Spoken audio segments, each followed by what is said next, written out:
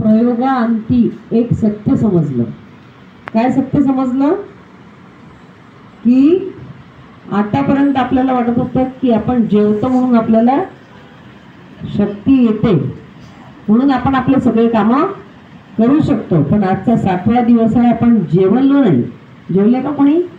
फिरून वगैरे नाही, जेवले नाही. आणि शक्तीमध्ये काही कमी असल्यासारखं कोणाला वाटते? शक्तिहीन झालं, कमजोर झालं, थकवा आला असं कोणाला वाटते? मग हे काय आहे? हे आपलं स्वतःचं सत्य आहे. जसं मला काय होतं, मायग्रेन होता, मी 27 वर्ष त्याच्यासाठी काय केलं, हा दवाखाना तो दवाखाना, MRI, CT स्कॅन, अकोल्याचे डॉक्टर, पुण्याचे डॉक्टर, असं केलं मला. कारण की माझ्याजवळ कोणतं ज्ञान होतं? मिथ्या ज्ञान, चुकीचे, ज्याला आपण ज्ञान म्हणतो. अज्ञानच आहे ते, एक प्रकारचं अज्ञान होतं. आणि मग समजलं की गोळ्या म्हणजे काय आहे? टेम्पररी इलाज आहे, रिलीफ आहे. की डोकं बसते गोळी घेतलं की, झोपीची गोळी घेतली की झोप लागते, पेन किलर घेतली की दुखणं थांबते. पण 26 वर्ष जर डोक्याची गोळी घ्यावी लागली, डोकं बसलं नाही, तर आपल्याला एवढं समजलं पाहिजे की डोक्याची गोळी म्हणजे डोकं बसण्याचा इलाज नाही, तर ते सिम्पटम्स, आपल्यामध्ये येणारे जे चिन्ह आहेत किंवा लक्षणं आहेत ते तात्पुरते काय होऊन जातात? बंद होतात. युरिन इन्फेक्शन 7 वर्ष होतं, सगळ्या मोठे डॉक्टर लीलावती सारख्या ठिकाणी पण ट्रीटमेंट घेतली, पण 7 वर्षात काय झालं?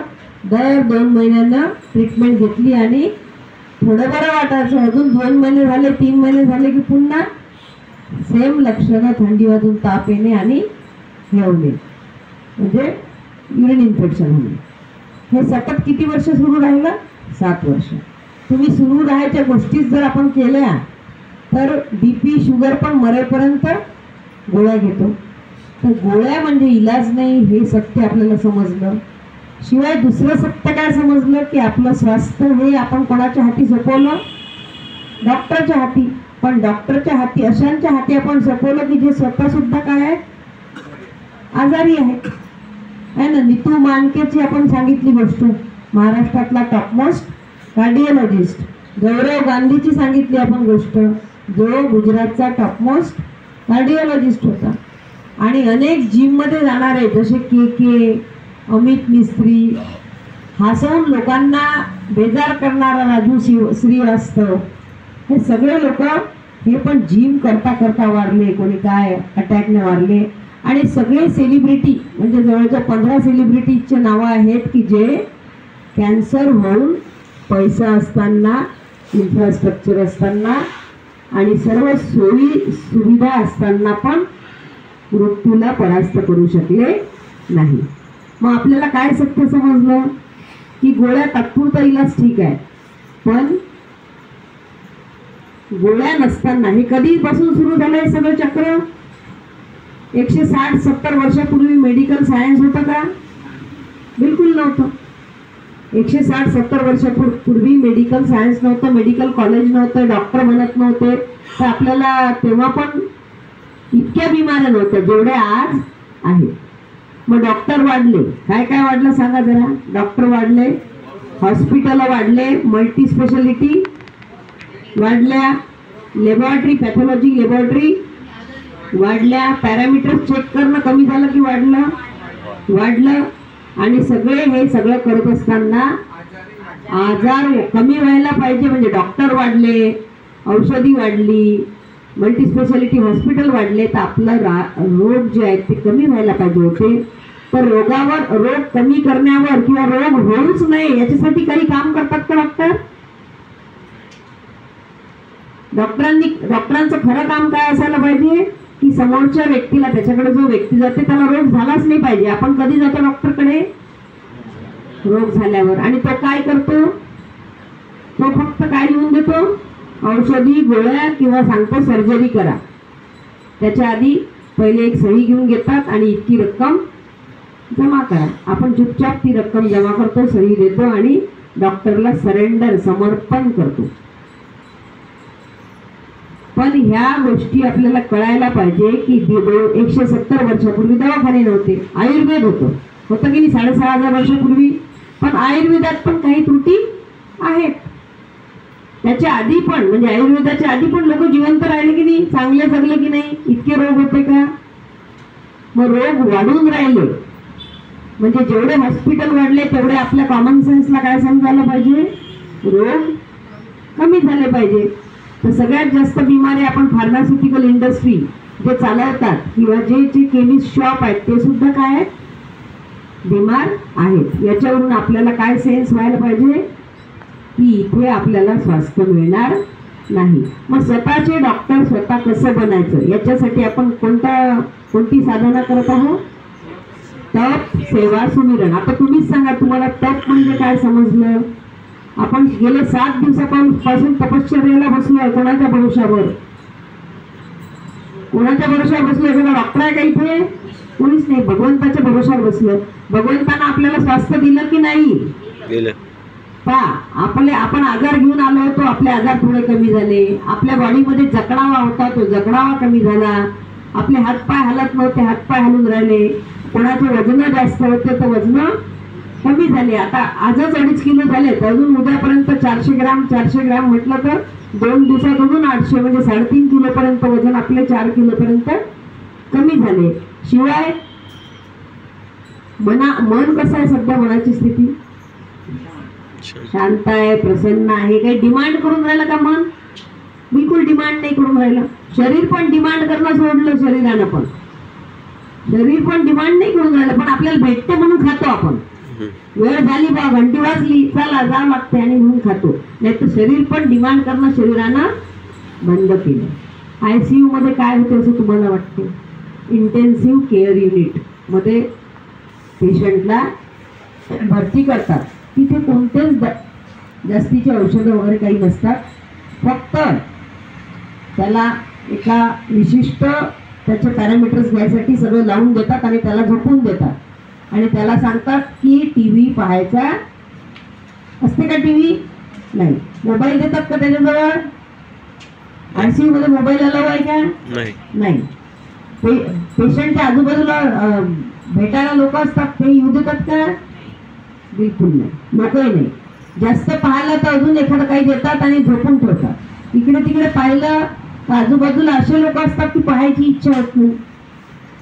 असतात की नाही ICU मध्ये? की आजूबाजूला असे लोक असतात की पाहायची इच्छा होत नाही, डोळे बंद करून पडून राहतो. टीव्ही बंद, मोबाईल बंद. जेवण देतात का ICU मध्ये? देतात का?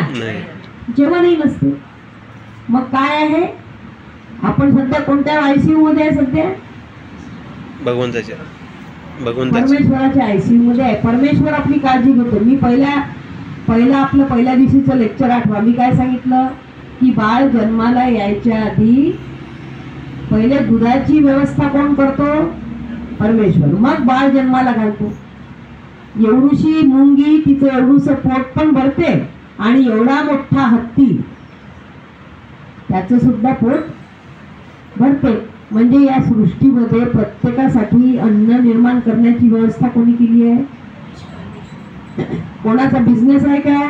आपण सोडलं तो. आपण बुद्धिजीवी आहे, आपण अतिबुद्धिमान आहे. पण कोणाचा बिझनेस नाही. कोणाला याची टोपी त्याच्या डोक्यावर करायची गरज नाही. कोणती गाय त्या वासराला शिंग मारून म्हणत नाही की अजून गोपती म्हणते का? किंवा टेन्शन आहेत का? डिप्रेशन मध्ये वाटत का जनावरं की तुला डॉक्टर बनायचं आहे, तुला हे बनायचं आहे, असं काही सांगते का? कोणीच नाही. सगळं कुठे दुखणे आहेत माहित आहे? जो सर्वात जास्त supreme creation of the God कोण आहे? आता हे दुःख काय आहेत आयुष्यात? अंधार आहे. अंधारा खोलीत आपण आतमध्ये गेलो. समोर एक दोरी पडलेली आहे, दोरखंड असा. जसं दिसलं तसं ब्रेननं सिग्नल दिले साप. काय दिलं? साप. आणि साप आहे म्हणून पूर्ण ब्रेननं सगळं रक्त कुठे पाठवलं? आता आपल्याला पळायचं आहे. पळायसाठी कोण ऍक्टिव्ह पाहिजे? पाय. सगळं रक्त गेलं पायामध्ये आणि पाय म्हणाले की धाव, ब्रेन म्हणाला की धाव, वाचव स्वतःला. आणि तुमचं हार्ट जोरजोराने धडधड करायला लागला, पल्सचा रेट वाढला, कारण की साप आपल्या मागे येईल चावेल. आपण धावलो, धावल्यानंतर काहीतरी मध्ये आलं ना आपण पडलो, ठेचकाळलं, लागलं, रक्त निघालं. दुःख झालं की नाही?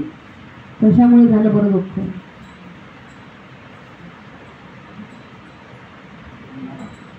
दुःख कशामुळे झालं? साप होता म्हणून? भीती वाटली म्हणून? आपण चुकीचं समजलं म्हणून, आपलं जाणणं, आपण त्याला चुकीचं जाणलं, आपण त्याला चुकीचं मानलं. जे मानलं ते सत्य नव्हतं, जे जाणलं ते पण सत्य नव्हतं. आता आपण काय जाणतो की बा जितकं खाता येईल तेवढं खाऊ द्या, हे खा, ते खा, ड्रायफ्रूटचे लाडू घ्या, हर्बलाइफचं पावडर घ्या, प्रोटीन पावडर खा, एनर्जी ड्रिंक प्या. कशासाठी? आपल्या डोक्यात काय आहे की खाल्लं तर शक्ती येते. म्हणजे जाणलं पण चुकीचं आणि मानलं पण चुकीचं. जाणलं जर चुकीचं, आपली मानणंही चुकीचं आहे, तर ऍक्शन पण काय आहे? त्यानं खाल्ल्यानं काय होतं? शक्ती नाही येत. खाल्ल्यानं वजन वाढते, पण आपल्याला वाटतं शक्ती येते, म्हणून आपण खात गेलो. जेव्हा भेटेल तेव्हा खायचं. मग आपल्याला शक्ती नाही आली, उलटा जास्त खाल्ल्यानं थकवा पण आला, आतमध्ये काय झाला? मळ पण साचला आणि बिमारी पण आल्या. मग आपल्या लक्षात आलं की आपलं जाणणंही चुकीचं होतं, मानणंही चुकीचं होतं, म्हणून ऍक्शन जी होती खायची, दटदटकं खाना, हे पण काय होतं? चुकीचं होतं. आता या घटनेत पण काय झालं की आपण जर आपल्याला समजलं असतं की हा दोरखंड आहे, तर आपण धावलो असतो का? नाही. मग आपल्याला लागलं असतं का? रक्त